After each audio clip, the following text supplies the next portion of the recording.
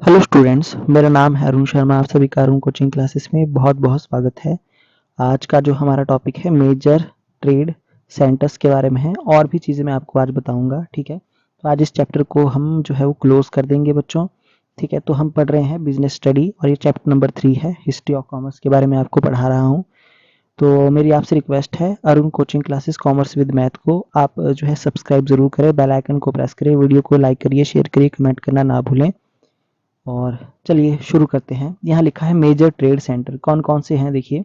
List of the major trade centre of the older time, है ना, पुराने जमाने की बात है। यहाँ पे देखिए कॉटन क्लॉथ्स के लिए जो है आपके पास अहमदाबाद, लखनऊ एंड मादुराई है। अच्छा, वुलन क्लॉथ जो है वो कश्मीर, और मेटल गुड्स के लिए बनारस, पुणे और विशाखापट्टनम।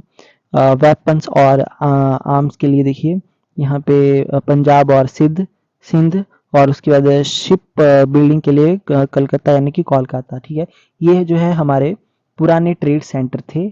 ठीक है, तो बच्चों इसके बारे में आपको एमसीक्यू आ सकता है। ओके, अच्छा, उसके बाद मेजर इंपोर्ट और export of India. Major items जो है इंपोर्ट और एक्सपोर्ट कौन कौन सी है इंडिया की।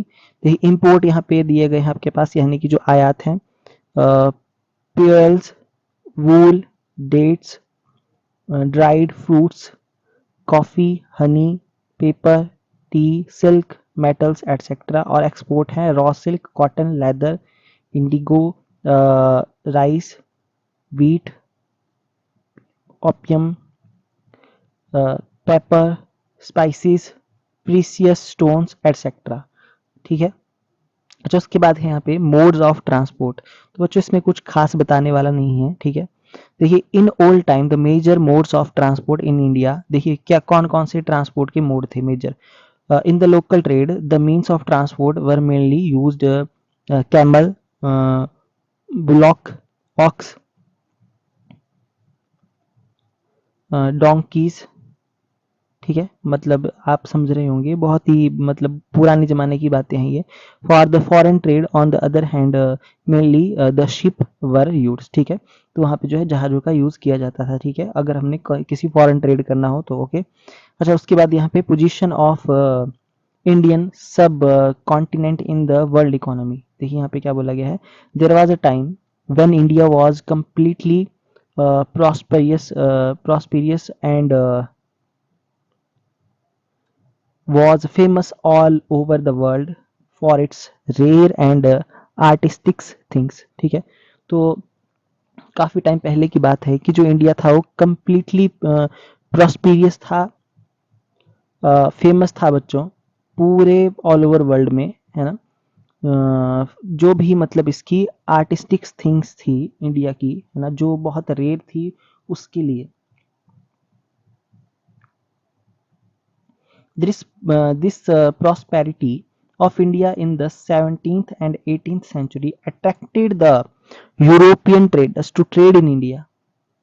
The establishment of East India Company in India was the result of this thinking of the foreigners. So just as the British rule came into India, the Indian trade began to get weakened.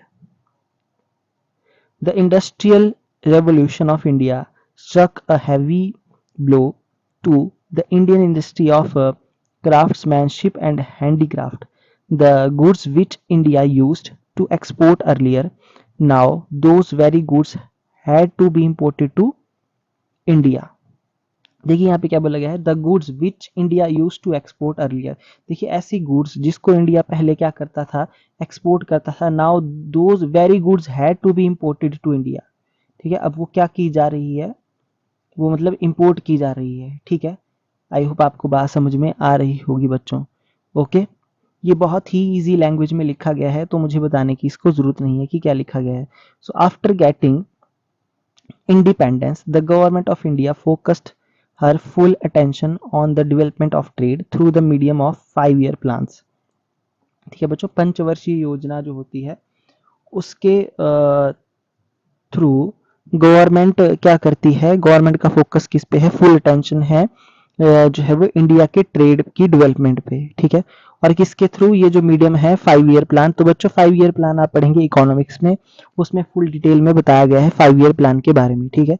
अच्छा, consequently today the Indian trade is at its climax. The foreign trade of India is also continuously flourishing.